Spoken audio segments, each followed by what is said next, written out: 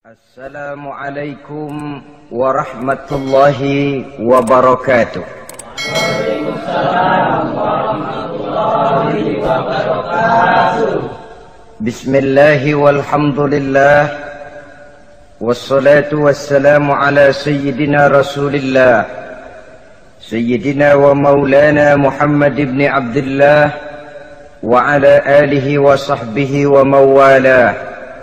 أما بعد سبحانك لا علم لنا إلا ما علمتنا إنك أنت العليم الحكيم لا حول ولا قوة إلا بالله العلي العظيم. Saudara-saudara kaum muslimin rahimakumullah,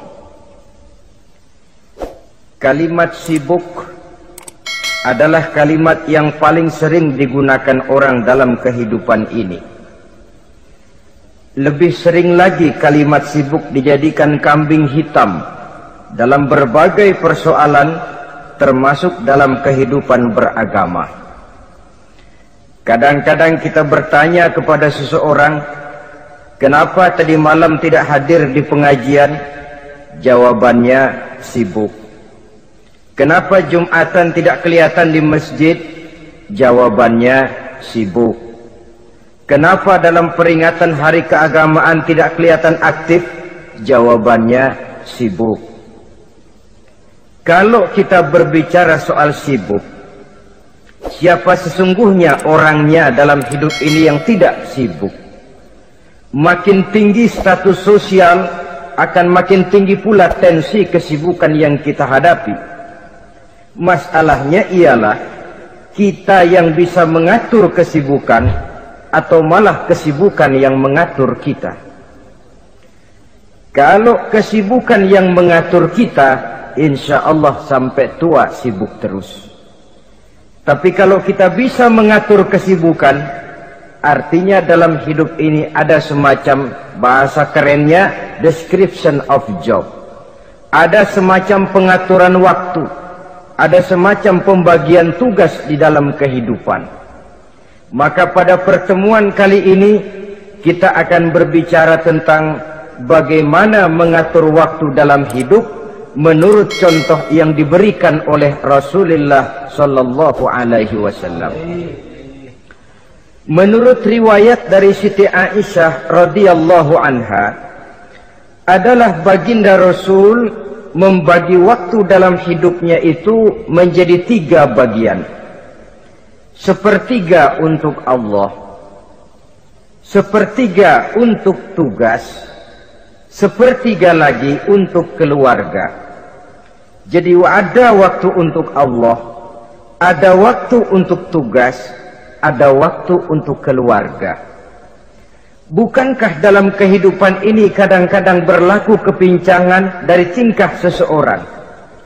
Ada orang yang seluruh waktunya cuma untuk Allah saja, tugas dilupakan, keluarga terlantar. Itu bukan orang yang terbaik.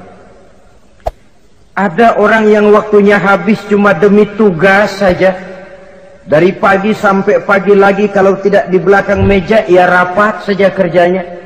Allah dilupakan, sujud tidak sempat, keluarga terbengkalai. Itu juga bukan orang yang baik. Ada juga orang yang waktunya cuma untuk keluarga, kerjanya ngumpul saja. Seperti bahasa Inggris bilang, mangan ora mangan pokoknya ngumpul. Bermasyarakat tidak sempat, sujud tidak pernah, dengan kehidupan beragama jauh. Ini pun bukan orang yang terbaik. Orang yang baik ialah orang yang pandai mengatur waktu. Itu tadi cara baginda mengatur waktu dalam kehidupannya. Selanjutnya, bagaimana cara beliau mengisi waktu? Apa pengaruhnya dalam pribadi dan perjuangan beliau? Dan apa hubungannya dengan kita? Mari kita lihat lebih jauh. Sepertiga dari waktunya adalah untuk Allah. Artinya untuk beribadah kepada Allah. Bagaimana ibadahnya? Saudara-saudara, satu-satunya manusia yang dalam Al-Quran sudah mendapat jaminan ampun dari seluruh dosa yang pernah dikerjakan cuma Rasulullah orangnya. Quran yang menjanjikan liyaghfira lakallahu ma taqaddama min dzambika wa ma ta'akhkhar. Wahai Muhammad, dosamu yang dahulu, dosamu yang sekarang, dosamu yang akan datang kalau memang ada, seluruhnya sudah mendapat jaminan ampun dari Allah Subhanahu wa ta'ala. Orang yang nyata-nyata sudah mendapat jaminan ampun dari segala dosa ini, ibadahnya luar biasa. Luar biasa bagaimana? Sejarah menceritakan beliau kalau sholat malam sampai bengkak kakinya karena rajin sujud. Aisyah menceritakan, satu malam selesai sholat isya saya akan tidur. Saya lihat suami saya sedang sholat, maka saya pun tidur. Tengah malam saya terbangun dari tidur, saya lihat suami saya masih sholat juga. Saya tidur lagi. Menjelang sepertiga malam yang akhir saya bangun, saya lihat masih sholat juga. Saya hampiri beliau. Saya tanya setelah sholatnya usai, "Bang," kata Aisyah, "ada apa yang?" Kata baginda Rasul, sebab beliau itu, jangan senyum kalau saya katakan yang di sini, sebab beliau itu pandai sekali menyenangi hati istrinya. Panggilan kelihatannya sepele, tapi bisa menghidupkan keharmonisan dalam rumah tangga. Beliau apabila memanggil Siti Aisyah dengan kalimat Humaira, "Ya Humaira," wahai yang pipinya kemerah-merahan. Cantik sekali panggilannya untuk istrinya. Kita kadang-kadang terlalu jujur tapi nyakitin. Mentang-mentang bini hitam, kalau manggil bini hitam, sini lo. Jujur tapi nyakiti itu. Hadirin yang saya muliakan, baginda menjawab, "Ada apa ya? Abang ini kan dosanya sudah mendapat jaminan ampun dari Allah." "Iya, lalu gimana?" "Ya kalau ibadah jangan terlalu gitu-gitu benar." "Kenapa sih?" Orang sudah dapat jaminan ampun itu kan mestinya tenang, aman. Ini malah seolah-olah beliau orang yang paling banyak mempunyai dosa. Tidak puas melaksanakan hanya sholat yang wajib ditambah dengan yang sunnah-sunnah. "Tidak usah gitu-gitu bener lah bang, sudah dapat jaminan ampun ini." Terhadap usul istrinya ini, apa jawab beliau? Sederhana, tapi melambangkan sikap jiwa yang luhur. Beliau menjawab, "Aisyah, afala uhibbu an akuna abdan syakura." Yang, apa saya tidak senang kalau saya ini oleh Allah mendapat gelar abdan syakura, hamba yang pandai bersyukur, hamba yang tahu berterima kasih. Makin diampuni, makin banyak sujud saya. Makin diampuni, makin banyak ibadah saya kepada Allah. Inilah prinsipnya. Saudara-saudara, oleh karena ibadahnya demikian rupa, Allah lalu dekat. Oleh karena Allah dekat, perjuangan beliau itu, walaupun Quraisy melakukan segala macam cara dan usaha, mengeluarkan segala daya dan dana, kemampuan dan kekuasaan, tidak pernah berhasil mematahkan, walaupun berhasil menekan perjuangan baginda Rasulullah sallallahu alaihi wasallam. Coba kalau kita buka sejarah, beliau itu kan mulai berjuang sendiri, yang dihadapi masyarakat yang keras, kasar, brutal. 14 abad yang lalu, semenanjung Arabia terkenal sebagai masyarakat yang jahiliyah, di mana maksiat dan munkarat merajalela. Sembahan adalah berhala. Anak perempuan lahir dibunuh hidup-hidup. Itu zaman dulu, zaman sekarang pun tidak jauh bedanya. Malah kalau zaman dulu dikubur hidup-hidup, sekarang sebelum lahir sudah dibunuh. Yang namanya abortus itu. Kadang-kadang aneh, kita mengadakan operasi bersih, dilarang buang sampah sembarangan. Kalau sudah buang sampah saja tidak boleh sembarangan, tahu-tahu zaman sekarang ini bayi dibuang di tempat sampah. Bukan lagi kertas, bukan lagi kardus, bayi dibuang di comberan. Kan lebih sadis sebenarnya dari jahiliyah 14 abad yang lalu. Judi di zaman dulu 14 abad yang lalu merajalela, menyentuh segala lapisan masyarakat. Di zaman sekarang pun judi tidak kurang hebatnya, cuma tentu dengan bahasa yang lain. Apalagi di zaman sekarang orang pandai menghaluskan bahasa, mensamarkan istilah. Judi disebut sumbangan umpamanya, sehingga orang lalu tidak terasa bermain judi, terasanya ikut nyumbang. Itu sekedar istilah yang merangsang orang sebenarnya. Masyarakat yang semacam ini yang dihadapi oleh baginda Rasul. Diangkat jadi Rasul umur 40 tahun lalu mulai berjuang. Mula-mula secara sembunyi dakwahnya itu. Dari pintu ke pintu, dari rumah ke rumah, dari orang ke orang. Hasilnya 3 tahun gerilya berdakwah dapat pengikut tidak lebih 11 orang. Sudah tidak digaji, tidak dapat beras, hidup pun miskin. 3 tahun dakwah dapat pengikut 11 orang. Ustadz mana zaman sekarang yang masih mau ngajar? Kalau 3 tahun buka pengajian yang ngaji cuma 11, bubar.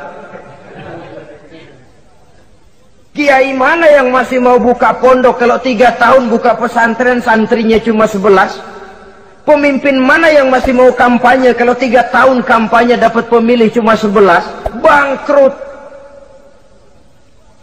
Tapi tidak dengan Rasul. 3 tahun berlalu, turun perintah fasda bima tu'mar.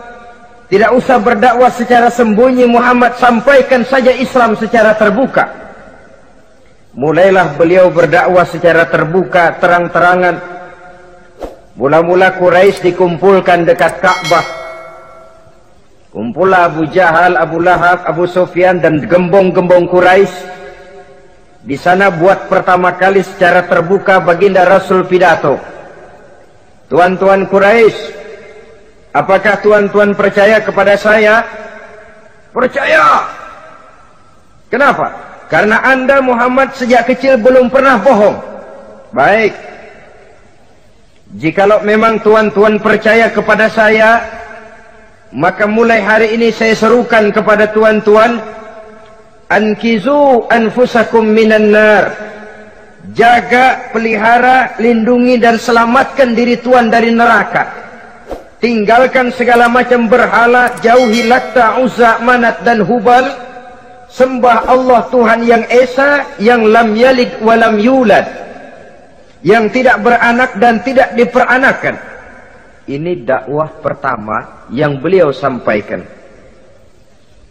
Selesai beliau pidato, Abu Lahab interupsi, angkat tangan. Muhammad, ada apa paman? Alihaza jama'tana, cuma untuk dengar ocehan kayak begini kami dikumpulkan di sini. Tabban laka ya Muhammad.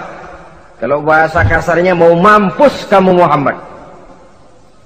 Nabi tidak jawab, Allah yang jawab. Tabbat yada abi lahabi wa tab, ma aghna anhu maluhu wa ma kasab. Bukan Muhammad yang celaka, Abu Lahab lah yang kelak akan menemui kecelakaan. Dakwah terus berlangsung. Ketika dakwah secara terbuka sudah dimulai, hambatan dan tantangan mulai datang. Sejak dari teror mental sampai kepada teror fisik. Dan puncaknya terjadi pada saat beliau berumur 53 tahun. Di mana Quraisy mengadakan rapat di satu rumah yang disebut Darul Arqam.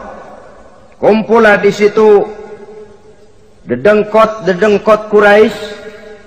Siapa lagi kalau bukan Abu Jahal, Abu Lahab? Mereka rapat pleno lengkap. Setelah rapat dibuka, kata Abu Lahab kepada Abu Jahal, "Jahal, bagaimana ini Muhammad?" "Iya, bagaimana? Apalagi yang belum kita lakukan," kata Abu Jahal. "Kita fitnah sudah, kita caci maki tiap hari, kita lontari kotoran onta, sahabat-sahabatnya kita bantai, tapi mereka tetap tegar." "Iya," kata Abu Jahal, "dan sekarang ini sahabatnya sebagian berangsur-angsur sudah hijrah ke Madinah. Ini pertanda Islam akan berkembang di kota Madinah. Kalau nanti dia berhasil di Madinah lalu menyerbu ke Mekah, alamat habis kita gulung tikar."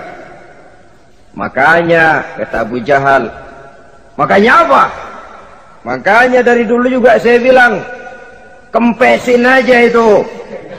Jadi kalau bahasa okemnya kan begitu toh. "Bunuh saja Muhammad, bunuh." "Iya, soal bunuh sih gampang," kata Abu Lahab. "Tapi Muhammad kan tidak keluar dari batu. Dia punya keluarga, sanak famili dan handai tolan. Kalau keluarganya menuntut balas, bagaimana ini?" "Gampang. Kita kan banyak punya suku. Tiap-tiap suku kan punya juara, tukang-tukang pukul. Sewa saja, tiap suku ambil tukang pukulnya, kita kepung rumah Muhammad, bunuh sama-sama. Kalau keluarganya akan menuntut balas, dia akan berhadapan dengan seluruh suku yang ada di semenanjung Arabia ini. Bagaimana, setuju?" "Setuju." "Nah, sudah. Kapan kita bunuh Muhammad?" "Kapan lagi? Tidak usah buang waktu. Besok malam." "Ya, besok malam kita bunuh Muhammad. Tapi awas, semua yang ikut rapat di sini, ingat baik-baik, ini rahasia negara. Besok malam kita akan membunuh Muhammad. Siapa yang berani membocorkan rahasia negara ini, supersip, dianggap menghambat program Quraisy.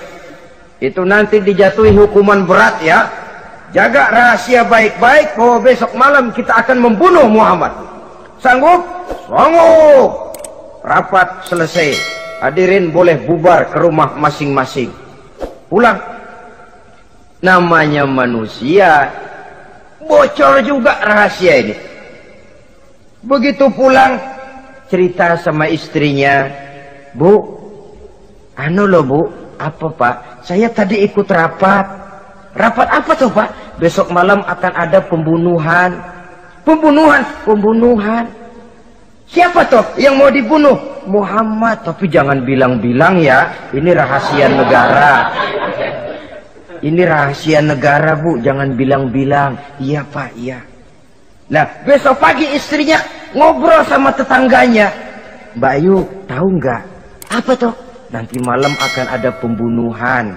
"Siapa yang mau dibunuh?" "Muhammad." "Loh, sampean tahunya dari mana?" "Suami saya ikut rapat." "Tapi jangan bilang-bilang ya Bu ya. Ini rahasia negara. Jangan bilang-bilang. Nanti yang satu sampaikan lagi, jangan bilang-bilang. Terus jangan bilang-bilang. Akhirnya berita tersebar. Sehingga pagi hari itu sebagian besar penduduk Mekah sudah tahu kalau nanti malam akan ada pembunuhan. Maka lepas zuhur, Mekah itu mulai tegang. Yang simpati, "Aduh, kasihan Muhammad, nanti malam akan dibunuh." Yang tidak senang, "Mampus, biar dia rasain, ntar malam." Saudara-saudara, begitu maghrib berbunyi sudah, udara mulai gelap, penduduk Mekah sudah kunci pintu seperti ada jam malam. Sepi, sesepi-sepinya. Tutup pintu, kunci, bukan tidur, ngintip dari dalam. Lepas jam 8 malam, makin tegang. Masing-masing penduduk ngintip dari pintunya. Sudah berangkat belum orang yang mau bunuh Muhammad? Sudah berangkat belum? Kira-kira jam 9 ini, tukang-tukang pukul lewat mau ngepung rumah Muhammad untuk membunuh beliau. Begitu masuk Mekah penduduk sudah kunci pintu, tapi mereka tahu kalau semua ngintip. Wah, makin hebat ini yang pemuka Quraisy ini, tukang-tukang pukul ini. Jalannya dibuat gagah-gagah, barisnya dibuat hebat-hebat. Itu injekan tanahnya dalam baris dibuat kencang-kencang, brok, brok, brok, brok, kayak serdadu baris. Lewat dekat rumah penduduk pakai batuk lagi. Yang dari dalam ngintip makin ciut. Wah, ini dia yang mau bunuh Muhammad ini. Sampai di rumah Nabi, dikepung rumah Nabi, di pagar betis.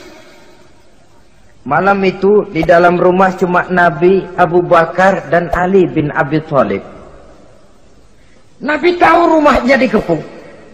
Lewat tengah malam beliau berkata, Abu Bakar, saya ya Rasul, mari kita berangkat hijrah. Baik ya Rasul. Ali, saya ya Rasul, kamu gantikan saya ya. Gantikan apa ya Rasul? Gantikan tidur di tempat tidur saya.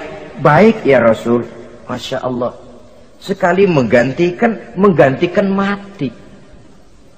Tidur di tempat tidur Rasul pada malam rumahnya dikepung, resikonya kan mati. Menggantikan mati. Lah kalau menggantikan lurah lumayan. Menggantikan mati. Dan Ali tahu persis resikonya. Dan beliau waktu itu masih muda dan beliau tidak nawar. Baik ya Rasul, saya akan tidur di sini, berangkatlah Tuhan. Berangkat Rasul, ketika keluar dari pintu belakang rumah dikepung rapat. Terjadilah keajaiban yang Allah ceritakan, wa ja'alna min baini aydihim sadda wa min khalfihim sadda fa aghshaynahum fahum la yubsirun. Di muka, di belakang, di kiri kanan dibuatkan dinding oleh Allah, dibutakan mereka. Mereka tidak lihat kalau Muhammad keluar dari rumahnya. Siaga penuh, apel, mata melotot, Nabi lewat nggak kelihatan. Sampai Nabi kemudian menuju Gua Thur, 3 malam 2 hari di sana. Dari sana perjalanan dilanjutkan ke Madinah Al-Munawwarah. Allahu Akbar. Mengarungi gurun pasir yang gersang dan tandus, yang terbentang antara Mekah dan Madinah. Meninggalkan kampung halaman tempat di mana dilahirkan dan dibesarkan. Keluarga yang berbeda akidah terpaksa berpisah. Kok kuat? Kok bisa? Kok sanggup? Di mana rahasia kekuatannya? Beliau punya sandaran vertikal, ibadahnya kepada Allah. Dengan bahasa kita sekarang, beliau punya backing. Backingnya tidak kepalang tanggung, yang serba maha. Maka saya mengajak kepada seluruh kaum muslimin, di zaman sekarang kan orang lagi main backing-backingan, ya. Nah, siapa yang punya backing punya jalu. Saya cuma mengajak, kalau mau cari backing jangan kepalang tanggung. Carilah backing yang serba maha. Maha gagah, maha tahu, maha adil, maha bijaksana, maha segala-galanya. Dan dialah Allah Subhanahu wa ta'ala. Saudara punya backing kolonel, tanggung. Nanti dia pensiun habis. Yang kolonel saja tanggung, apalagi yang kopral. Kalau mau cari backing, carilah backing yang serba maha, Allah Azza wa Jalla. Caranya tentu dekat kepadanya.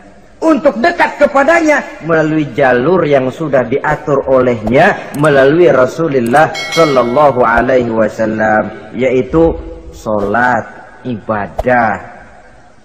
Makin tinggi nilai ibadah, makin dekat kita dengannya. Makin dekat dengannya, makin banyak fasilitas yang akan diberikan untuk kita.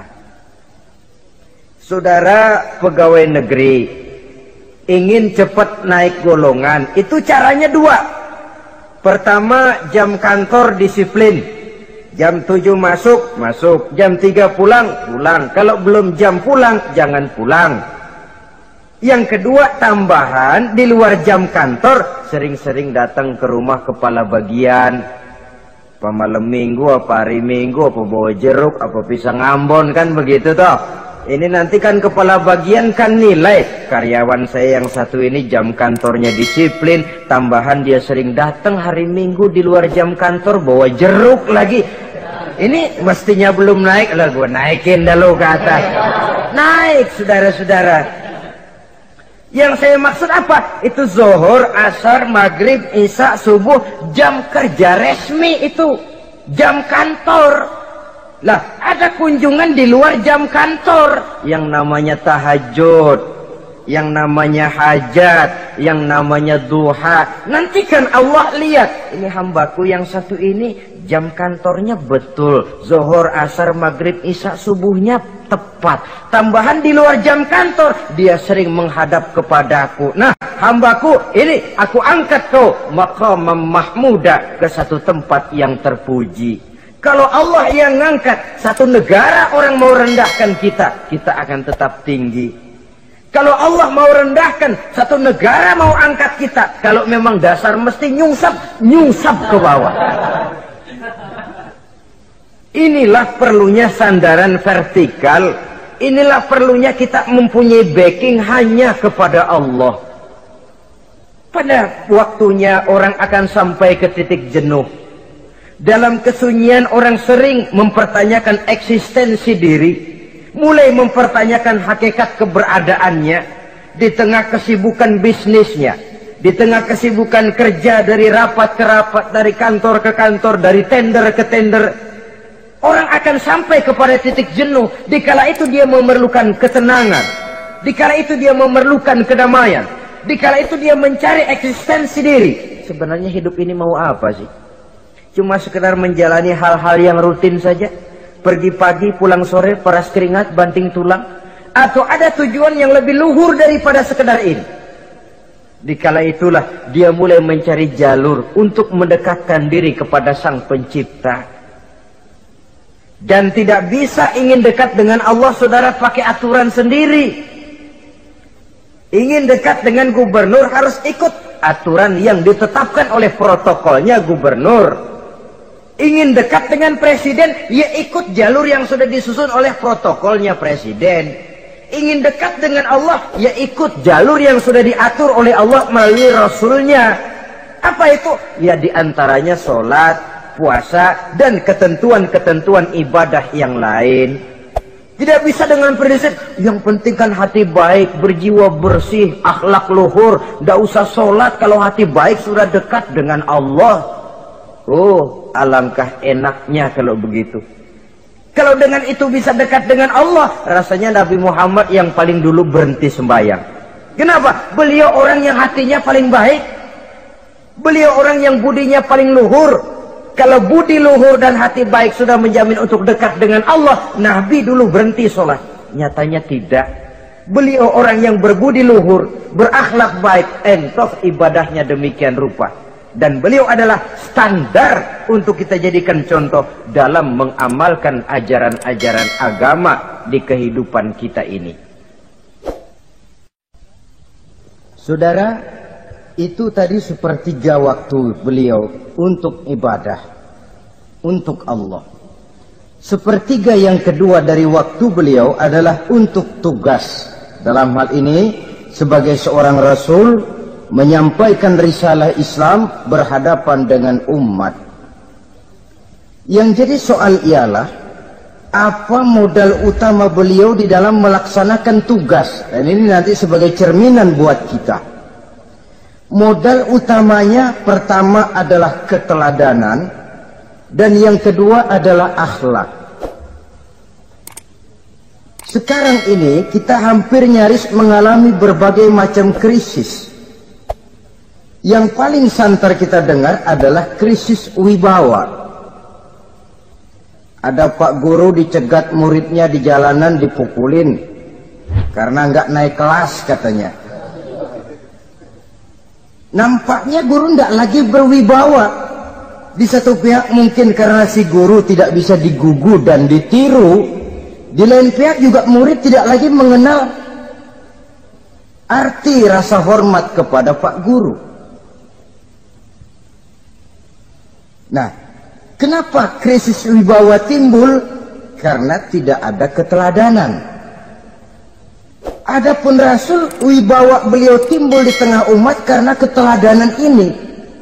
Apapun yang beliau ajarkan kepada umat, beliau adalah pelaksana pertama. Dengan kata lain, satunya kata dan perbuatan. Ini yang sangat diperlukan di zaman kita sekarang. Bukan cuma sekedar simposium, muktamar, kongres, rapat besar dengan keputusan bertumpuk-tumpuk kertas di atas meja, tetapi tidak pernah terrealisir dalam kehidupan. Yang kita perlukan adalah satunya kata dan perbuatan, bahwa kalau itu yang diucapkan, itu yang diterapkan. Kalau itu yang diteorikan, itu yang dikerjakan. Keteladanan. Yang kedua, rahasia sukses beliau dalam melaksanakan tugas berhadapan dengan umat, akhlak. Beliau tidak menyampaikan Islam ini dengan kekerasan, tidak juga dengan bujuk rayu harta, tidak pula dengan menakut-nakuti orang. Belum pernah kita baca dalam sejarah beliau teriak-teriak, awas yang tidak masuk Islam dipecat jadi orang Arab. Tidak. Atau dengan bujuk rayu, ayo siapa masuk Islam super mie 2 bungkus. Tidak. Sebab kebenaran tidak bisa dipupuk dengan materi. Kebenaran adalah soal keyakinan, dan keyakinan adalah soal batin. Orang yang beragama karena tertarik kepada supermi, orang yang beragama karena tertarik kepada pakaian, kepada obat-obatan, nilai imannya dipupuk dengan materi. Dan usaha seperti itu sama saja dengan menegakkan benang basah. Dia percaya kepada sesuatu yang dia tidak mengerti. Dia yakin kepada sesuatu yang dia tidak tahu apa bentuk yang dia yakini itu. Alangkah malang dan kasihannya orang yang beragama seperti ini. Tidak demikian dengan Rasul. Islam ini adalah satu keyakinan. Keyakinan terhadap kebenaran hanya bisa ditegakkan dalam nurani manusia yang paling mendasar. Karena itu dia tidak bisa dipaksakan. Dan itu pula sebabnya Quran punya prinsip la ikraha fid din. Tidak ada paksaan dalam beragama. Mau Islam silakan, tidak mau Islam silakan.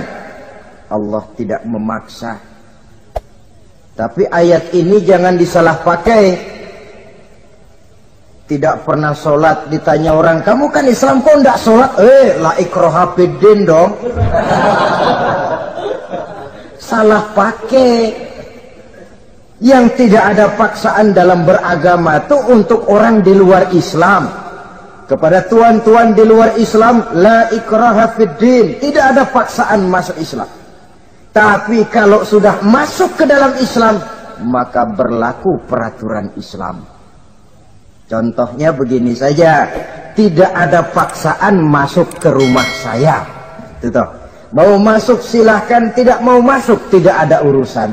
Tapi sekali saudara masuk ke rumah saya, saudara harus ikut tata tertib yang ada di dalam rumah saya. Kira-kira beragama itu begitu. Tidak ada paksaan masuk Islam.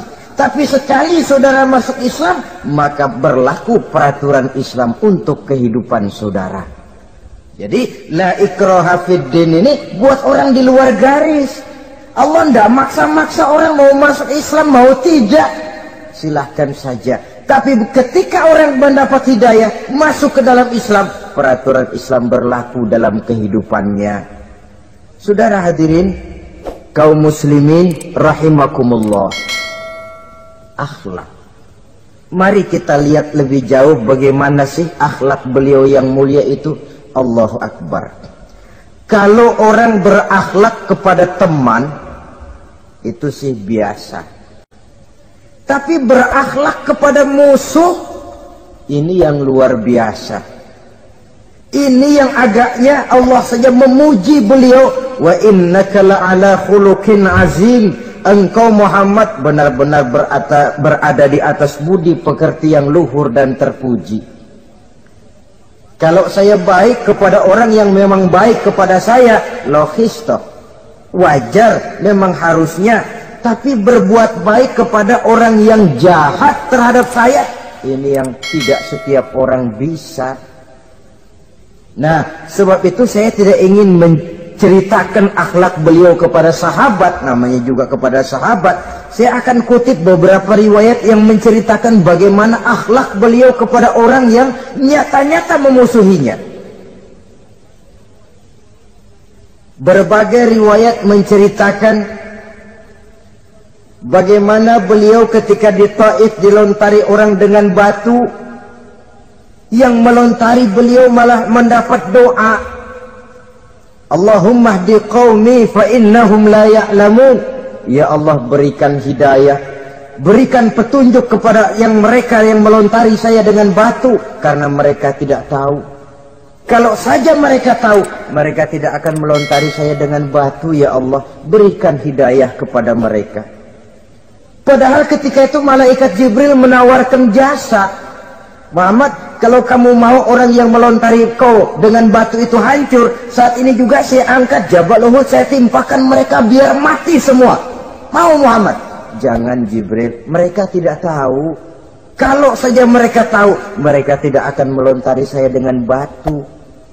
Lebih baik doakan mereka supaya mendapat hidayah dari Allah. Dalam kondisi kepepet, dilontari dengan batu, malaikat Jibril datang menawarkan jasa. Beliau lebih memilih mendoakan orang yang berbuat jahat itu. Ya Allah, bukan main. Umumnya kita kan kalau lagi kepepet ada yang nolongin, girang bener. Andai kata kita yang jadi nabi, disambitin orang, datang malaikat Jibril nawarin, bagaimana sikat? Abisin aja dah.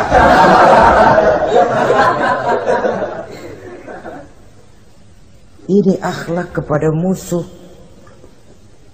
Ketika beliau selesai sholat zuhur, istirahat, rebah-rebah, tidur-tiduran di bawah pohon kurma, datang orang kafir yang bernama Daksur yang sudah lama mengintip-ngintip, mencabut dan menghunus pedang. Muhammad, kalau ini saat saya tebas batang lehermu, siapa yang akan menolong engkau? Tidak ada. Yang akan menolong saya Daksur? Iya, Allah yang akan menolong saya. Mendengar Allah, Daksur gemetar, keringat dingin bercucuran, pedang jatuh ke bawah, diambil oleh Rasul pedangnya, dibalikan ke leher Daksur. Kalau sekarang saya yang tebas batang lehermu Daksur, siapa yang akan menolong kamu? Tidak ada ya Rasul, kecuali kalau kau mau memaafkan saya. Baik, ambillah kembali pedangmu, kau saya maafkan, dan jangan ulangi lagi perbuatan semacam ini. Lain saat beliau sedang tawaf, diikuti oleh seorang Quraisy kafir. Sambil tawaf, ini kafir Quraisy sudah bawa pisau. Dia pikir nanti di satu sudut yang agak gelap saya tikam Muhammad dari belakang, saya bunuh dia. Jadi kafir ini pura-pura ikut tawaf. Jahatnya orang kafir itu kan begitu, tawaf ya ikut pura-pura tawaf, ada kesempatan sikat dari belakang. Putaran pertama belum ada kesempatan, putaran kedua makin tegang. Pokoknya begitu tempat agak gelap, cabut pisau, antam saja sudah Muhammad, biar mati sekali di sini. Dan Nabi tahu, oh ini asisten pribadi malaikat Jibril ngasih tahu tuh. Jadi malaikat Jibril memberitahu, awas Muhammad, itu di belakangmu orang cuma pura-pura tawaf. Dia bawa pisau mau bunuh kamu, hati-hati Muhammad, Roger ganti gitu.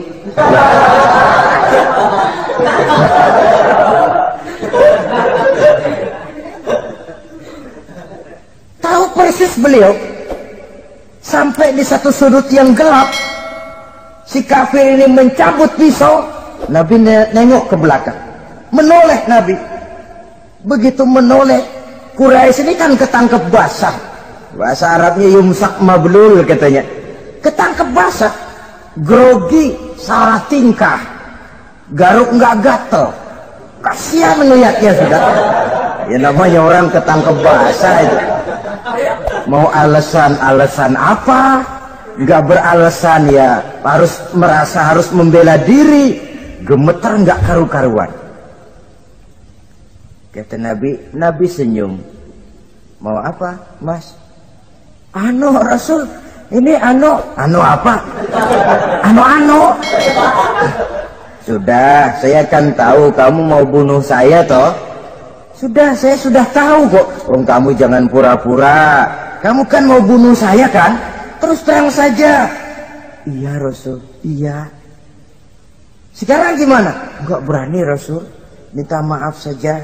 Ya kalau sudah kamu minta maaf begitu, sudah kamu pulang sana. Jangan diulangi lagi ya.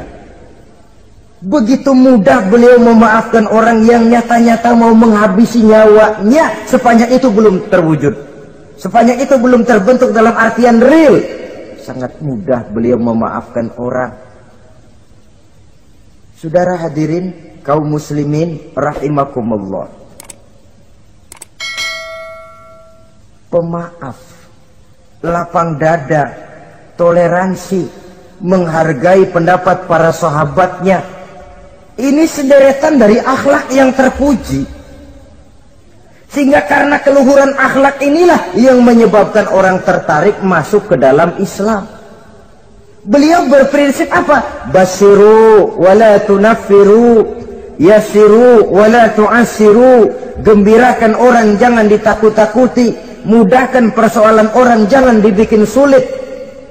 Ini kan satu prinsip yang sangat baik dalam melaksanakan dakwah, dalam menyampaikan misi.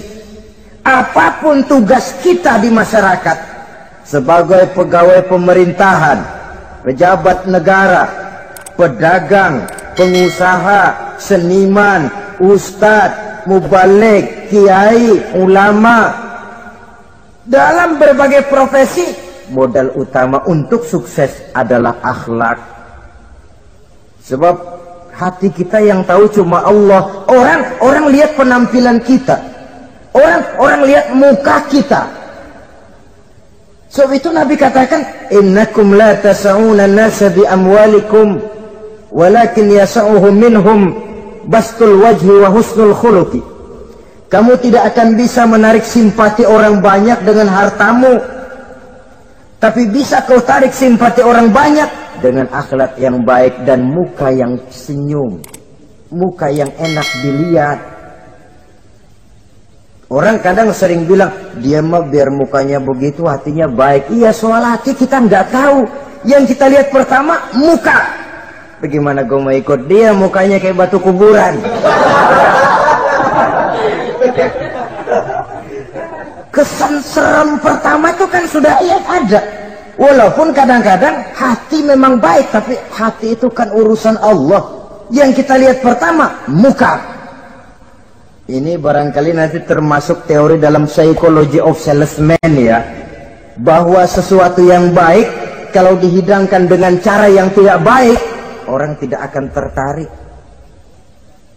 Lihat saja orang sekarang ini kan, entah makin lajunya dunia bisnis kita, masuk ke rumah-rumah kita cuma menawarkan air jahe, menawarkan sasa, menawarkan kecap bango, menawarkan barang-barang yang kelihatannya remeh. Ini kan termasuk psychology of salesman. Yang datang ya biasanya perempuan, wajahnya ya lumayan, paling kurang sedikit di atas 6 lah begitu. Nah, lalu tutur katanya sopan, masuk ke rumah tidak sungkan, ada rasa familiar, rasa kekeluargaan, lalu datang. Taktik untuk menawarkan barang yang jadi merek dagangannya. Nah, Islam ini agama yang baik. Kalau disampaikan dengan cara yang tidak baik, sadis, memponis, orang akan lari dan jauh. Menyinggung, bukan menyentuh. Siapapun kalau tersinggung lari, tapi kalau tersentuh dia akan mendekat. Apaan lo Islam bayang begitu? Mikir nih anak, gue sembayang diomelin, mendingan kagak sembayang sekalian ketahuan. Saudara hadirin yang saya muliakan, ini yang diberikan contoh oleh baginda Nabi. Apapun tugas kita, pedagang utamakan akhlak, petani utamakan akhlak, seniman utamakan akhlak, mubaligh utamakan akhlak, pejabat negara utamakan akhlak. pelayan dan pengabdi masyarakat, utamakan akhlak. Saudara hadirin yang saya hormati, kaum muslimin yang berbahagia. Jadi untuk sukses di masyarakat, untuk sukses di tempat tugas, modal utama adalah akhlak. Dan ini yang dicantikan contoh dari Nabi kita Muhammad sallallahu alaihi wasallam. Sepertiga waktunya untuk tugas. Dalam menjalankan dan melaksanakan tugas sebagai seorang rasul, menyampaikan risalah Islam, berhadapan dengan umat, modal utamanya adalah akhlak. Demikian juga kita di masyarakat. Dan akhlak itu memang harus dibiasakan sejak kita kecil, sehingga dengan demikian nilai-nilai yang baik akan terus terbawa sampai di hari tua kita. Saudara-saudara, rasanya kehancuran satu bangsa dimanapun di dunia ini selalu dimulai dengan kehancuran akhlak daripada bangsa itu sendiri. Dan kehancuran akhlak itu bisa saja terjadi di tengah kemakmuran ekonomi, di tengah maju dan canggihnya teknologi. Kapan? Apabila pegangan orang kepada agama sudah lemah dan rapuh.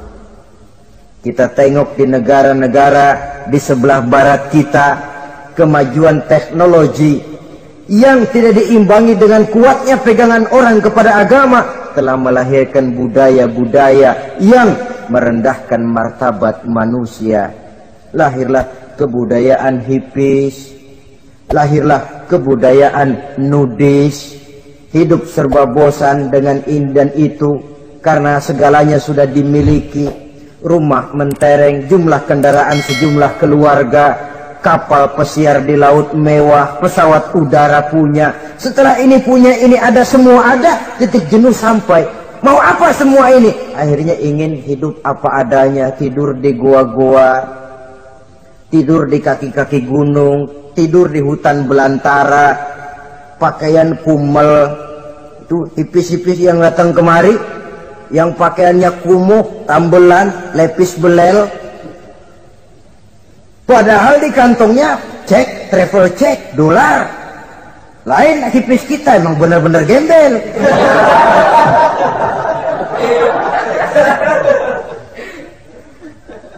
Merasa jenuh, merasa bosan. Bahkan sebuah berita dari Jerman, orang terlalu kaya, pulau dibeli. Di pulau itu dia bikin satu klub yang bernama klub nudis. Setiap anggotanya boleh masuk ke pulau itu dengan catatan tidak boleh pakai pakaian selembar pun, alias bugil, telanjang bulat. Sudah telanjang bulat itu. Dan di sana berlakulah apa yang disebut serba boleh. Jadi kalau di sana ke sana saudara bawa istri masuk anggota, ya silahkan saja. Istilah tukar pakai, simpan pinjam, bisa-bisa saja, asal suka sama suka. Asal perbuatannya dianggap tidak merugikan orang lain, suka sama suka, sudah tidak bisa dituntut oleh norma yang berlaku. Itulah sebabnya kita sering prihatin bahwa kemajuan sering membawa pergeseran nilai.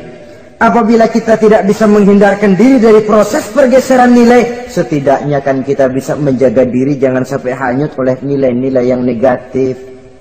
Akhlak, baik sebagai muslim, baik sebagai bangsa Indonesia yang berkepribadian luhur, itu merupakan cerminan kita. Saya prihatin, belum lama diselenggarakan kontes bibir terindah. Kontes bibir terindah itu kira-kira apa manfaatnya? Apa yang jadi ukuran? Dan bukankah bibir karunia Tuhan? Ya kalau yang bibirnya mungil bisa ikut kontes lah, kalau yang jebleh gitu.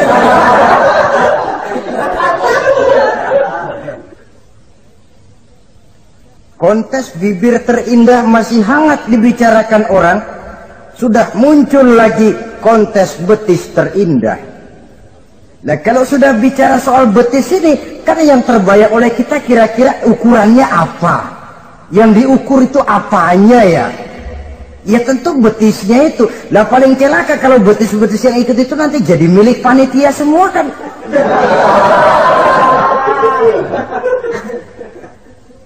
yang tidak usah kita mengukur dengan kacamata agama, dengan budaya kita sebagai bangsa Indonesia yang berfalsafahkan Pancasila. Rasanya mendengarnya saja kok sudah tidak sah gitu loh, tidak pas untuk ukuran kita sebagai bangsa yang berfalsafahkan Pancasila.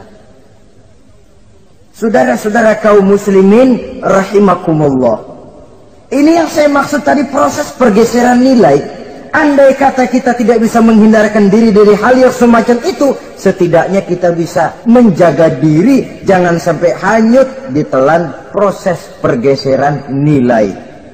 Dan memelihara nilai-nilai akhlak ini dari hari ke hari memang tidak semakin ringan, bahkan akan semakin berat, karena tantangan yang kita hadapi juga akan semakin berat.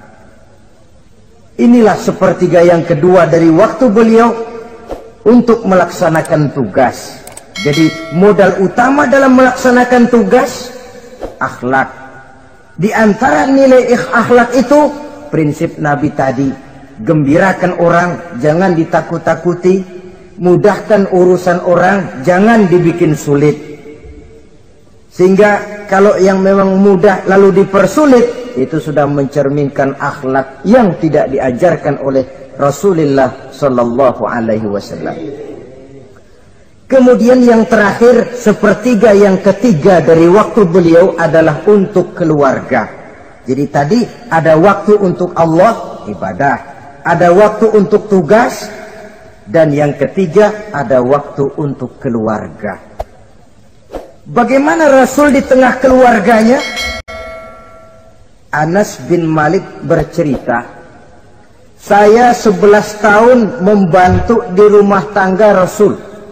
11 tahun itu kan artinya 11 kali 360 hari kali 24 jam. Bukan waktu yang sebentar itu. Selama 11 tahun saya membantu di rumah tangga Rasul, kata Anas, belum pernah saya dengar kata-kata kasar, keras, membentak. 11 tahun saya membantu di rumah tangga beliau, belum pernah saya lihat ada piring terbang, ada bakyak melayang. Artinya apa? Cerminan dari ketentraman, keayeman, kedamaian rumah tangga beliau. Padahal rumah tangganya kecil, istrinya lebih dari satu, tapi aman, tentram, rukun. Kita kadang-kadang istri satu seminggu 7 hari, perang 6 hari. Cuma 1 hari gencatan senjata. Sudah hadirin, saudara kaum muslimin rahimakumullah. Kalau beliau tidak menyenangi satu masakan, misalnya masakan istrinya, tidak mencah-mencah, cuma kelihatan dari makannya barangkali tidak begitu banyak, tapi tidak pernah mencela apapun yang dimasak istrinya. Senang ya dimakan, tidak senang ya dimakan karena menghargai lelah jerih payahnya istri. Ini kelihatannya sepele, tapi dari sini keharmonisan rumah tangga itu bisa saja timbul. Bukankah seseorang hanya bisa sukses di tempat tugas? Jadi apapun dia, kalau berangkat dari ketentraman dan ketenangan di rumah tangga. Dan tidak ada orang bisa meraih sukses kalau dia berangkat dari rumah tangga yang berantakan. Itulah sebabnya ini sangat diperhatikan oleh baginda Rasul. Dari rumah yang kecil, dari tempat tidur yang sederhana, yang sebelah itu kain kasar, sebelah dipakai untuk tidur, sebelah dipakai untuk selimut. Jadi kasur merangkap selimut. Allahu Akbar. Tapi dari rumah tangga yang semacam itu keluar ucapan baiti jannati, rumah tanggaku laksana surga bagiku. Di mana sih rahasianya? Karena rumah tangga beliau didirikan di atas ajaran agama. Agama membuat suami istri tahu hak dan tahu kewajiban. Kalau kewajiban dilaksanakan, hak diberikan, akan timbul saling pengertian. Apabila ada pengertian, akan timbul ketenangan, dan ketenangan adalah tangga utama untuk mencapai rumah tangga bahagia. Apalah artinya? Seperti banyak istilah orang, rumah bertingkat, uang banyak berlipat-lipat, kendaraan serba mengkilat, istri pun cantik memikat, kadang-kadang jumlahnya 4. Tapi tiap hari kiamat. Tidak pernah ada ketenangan dan kedamaian di rumah itu.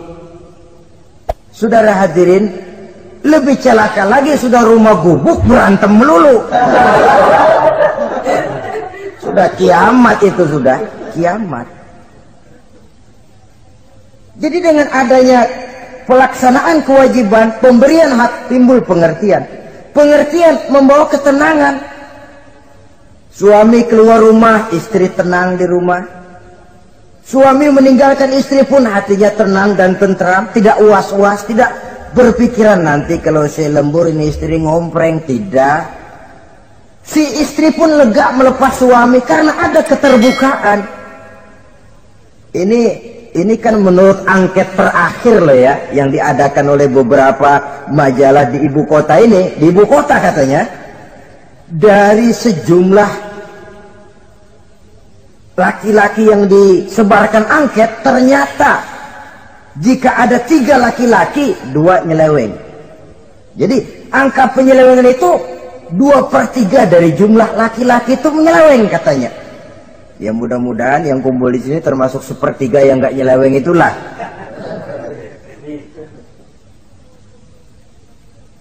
Dan tidak semua bentuk penyelewengan itu karena alasan ekonomi. Bukan pula karena alasan ketidaksetiaan istri, tapi merupakan cerminan dari sikap hidup di mana orang jauh dari nilai-nilai agama, sehingga penyelewengan itu dianggap sesuatu yang manusiawi, biasa-biasa saja, bahkan kadang-kadang ikut membentuk status sosial, melahirkan kebanggaan. Innalillahi. Orang kalau sudah bangga nyeleweng bangga, itu kiamat sudah. Sama saja, bikin dosa, ketawa. Waduh. Itu malaikat gemes bener. Udah bikin dosa cengengesan, cengir. Udah ada rasa nyesel, udah ada rasa takut, udah ada rasa bersalah. Biasa gitu. Saudara hadirin yang saya muliakan, ini kan cerminan dari rapuhnya pegangan orang kepada agama. Jadi untuk membina rumah tangga yang bahagia ini, 1/3 dari waktu untuk di tengah keluarga menghidupkan nilai-nilai agama di rumah tangga kita. Oleh karenanya, pada bagian akhir dari pertemuan yang singkat ini, saudara-saudara, saya mengajak, marilah pandai-pandai membagi dan mengatur waktu. Ada waktu untuk Allah, ada waktu untuk tugas, ada waktu untuk keluarga. Syukur kalau ada keseimbangan. Tapi kalau tidak, istilah usul fikih itu tatimul aham minal muhim, mendahulukan yang terpenting dari yang penting. Kalau ada 3 persoalan semuanya penting, tentu di antara 3 ini kan ada yang lebih penting, yang itulah yang dikerjakan lebih dulu. Dan ini tidak berarti bahwa penjatahan waktunya harus sama. Untuk ibadah dalam sehari semalam sekian jam, untuk tugas sekian jam, untuk keluarga sekian jam. Tidak bisa kita targetkan begitu. Dan yang dimaksud di sini pun adanya pengaturan. Pengaturan tidak berarti bahwa harus sama waktunya, tidak. Kita melihat kepentingannya. Saudara hadirin, sama saja di zaman sekarang. Kalau dengan pembangunan kita ingin menciptakan pemerataan di kalangan rakyat, itu tidak berarti bahwa rakyat Indonesia ini standar ekonominya harus sama semua seperti yang dicita-citakan komunis. Tidak bisa. Menciptakan pemerataan artinya kalau yang kaya bisa semakin kaya, kenapa yang miskin tidak bisa naik jadi sedikit kaya? Dan artinya menciptakan kesempatan kepada setiap penduduk Indonesia untuk merubah tahap dan taraf kehidupannya. Demikian juga adanya pengaturan waktu. Bukan berarti untuk Allah sekian jam, keluarga sekian jam, tugas sekian jam. Sebab jam-jam ini sulit kita jatahkan. Kadang-kadang tugas, kadang-kadang keluarga, kadang-kadang ibadah kita sedang gandrung. Yang penting ada keseimbangan dalam cara kita mengatur waktu itu. Nah, saudara-saudara, demikianlah pertemuan dan pembicaraan kita kali ini. terima kasih atas segala perhatian. Mohon maaf atas segala kekurangan.